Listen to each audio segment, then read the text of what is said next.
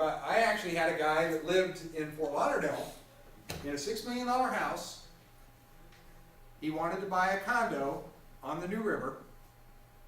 We asked for a letter of explanation. This was in 2005. Asked for a letter of explanation. Now, and I gotta tell you the story because it still cracks me up to this day. Asked him for a letter of explanation. He said because when his wife was tired, he wanted to go out to the local bars, pick up girls, take them back someplace where he could walk or he could drink. The underwriter called me back. He says, "You realize this guy's 80?" I said, "Yep, that's his letter and he's sticking to it." We did the loan. Now, so happens he was wealthy enough where he didn't foreclose, but a lot of them did. So what makes a real second home? It's got to make sense. If you're looking to invest, now I want to caution everybody on mortgage fraud. You're going to sign documents at closing stating what your occupancy is. If your intent is to rent it, you tell your mortgage lender that it's a second home, and it gets all the way to closing. You do that, great. You can chalk one up. You pull one over on the lender, but great. If something goes south and you lose it in foreclosure, and the government comes back and takes a look at this because maybe you got mortgage insurance on it, and mortgage insurance companies are nasty about this. And they go back and say, "You never occupied this. It was rented from the day one." It's mortgage fraud. It's a federal offense. By the way, I'm not the IRS and I'm not the Fed. So, yes, ma'am. Quick question on that. So, I think you just answered it already, but people that bought a second home and that started suffering years later because the mortgage started renting out the That's second fine. home, that's fine. Yeah, you can change your intended use. I mean, I bought a place on the beach as a second home, and for the first couple of years, while the mortgage business was good, we used it. And then we realized we weren't using it that much, and it was expensive, and the maintenance fees kept going up, so we rented it out. That's fine. You know, things can change. But this person if somebody never intended to do that, the intent is really what drives this. And I've yet to see anybody really prosecuted on this, but I wouldn't want to see anybody get in trouble. So throw that out there. If you're going to do it as an investment property, you know, you're going to maybe pay a little bit more in interest rate, but the peace of mind that comes with that by being straight about it is probably worth it. Okay, the other C that we talk about is capacity to repay. This is probably, there's so many people that are self-employed, probably 70% of my clients are self-employed. Okay? I look at more tax returns than Mike does. That's a lot of tax returns. Well, probably don't, but a lesser CPA maybe. For self-employed, we're going to look at 2 years tax returns. In fact, if you're commissioned or anything else, we're going to look at 2 years tax returns. I had a client who was a school teacher out in West Broward County, and I learned my lesson on this. This was several years ago. I didn't ask him for his tax returns. He's a school teacher. He gets a paycheck. He gets a salary, right?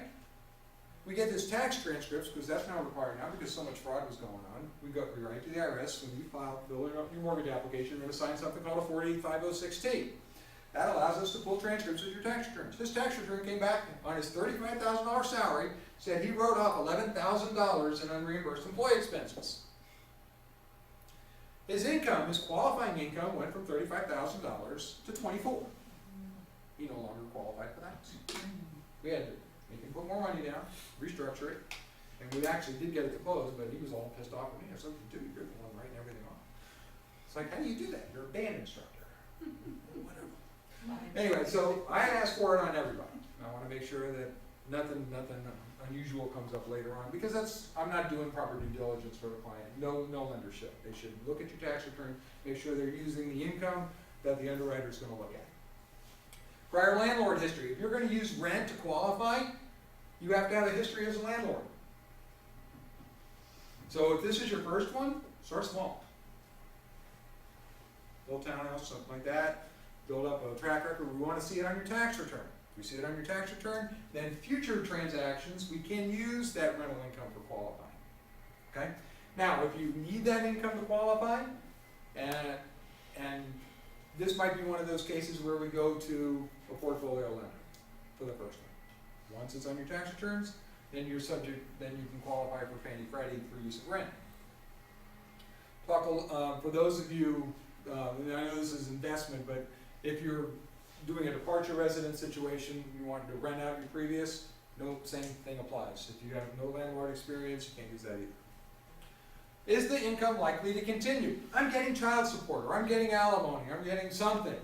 How much longer are you gonna get it? 6 months? No. Can't count it. Is that likely to continue? And it's gotta be 3 years or more. They're even doing this on pensions, because not all pensions pay out for life. So we gotta prove it. Everything is scrutinized. You know, when I started with this segment, I said, yes, you can get a loan. Is it gonna be easy? No. It's gonna be tedious, it's gonna be painful, you're gonna hate me, or you're gonna hate whoever you're talking to until it closes. But we will get it done for you. Now, debt ratio cannot exceed 45% on investment transactions. Now, what is a debt ratio? Debt ratio is all of your income and all of your debt, and we divide your debt by your income. Okay? Your usable income and all of your debt, your revolving accounts, your mortgages, your car payments, everything else, and we come up with a ratio. Now, if you pay your debts through your business, and you can document that, we don't count those. Well, I did for that. Or any debts. Now, and this one is again one of those little weird ones. They've gotten a little tighter on it. If you have if you have a car payment that's $980 a month, and it's a beautiful Porsche sitting out in the parking lot, and you've only got 9 payments remaining, normally we can exclude that. Now, if you've got almost no reserves and you're kind of tight on debt ratios, the underwriter can actually override that rule and say, you know what, this is going to cause a financial hardship for the next 10 months. This could end up being an early payment default, and we're not going to allow that exclusion of that debt. This is when we get into compensating factors. What compensating factors are what we look at when, let's say you've got a 668 credit score, but you've got $1 million in the bank. That's a great compensator. Okay? Or you've got a great credit score, you're a little light on cash, but the debt ratios are in the 30s. You're not pushing. So we're going to look for, a good loan officer is going to look for whatever is going to offset whatever perceived risk is in the transaction. For investment purchases, we're going to look for prior landlord experience. Title. And Nito did a great job on this. I don't want to spend too much time on it. Title can be held in individual, multiple owner names, corporate names, or LLCs. I will change one thing. Most lenders require single entity LLCs. If you're going to do the loan in the LLC. LLCs are S corporations, am I correct with that? And LLCs, no. S corporation is a little different than an LLC. S corporation is how you file on the taxes. You can file an LLC through an S corporate return, right? You could be an LLC taxed as an S corp, but legally you're an LLC. You can be and taxed as an S corp. LLCs show up on your credit reports, don't they? No? No.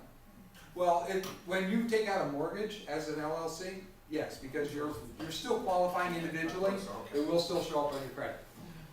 But most lenders do require that if you're going to do it in an LLC, that it be a single entity item. So best rates are when title's held in individual name, and the reason being is most mainstream lenders won't do loans in an LLC. Okay? All right, talk a little bit about some special programs. These are kind of cool. Fannie Mae's got a program called Home Pack. These are for homes that are owned through foreclosure by Fannie Mae.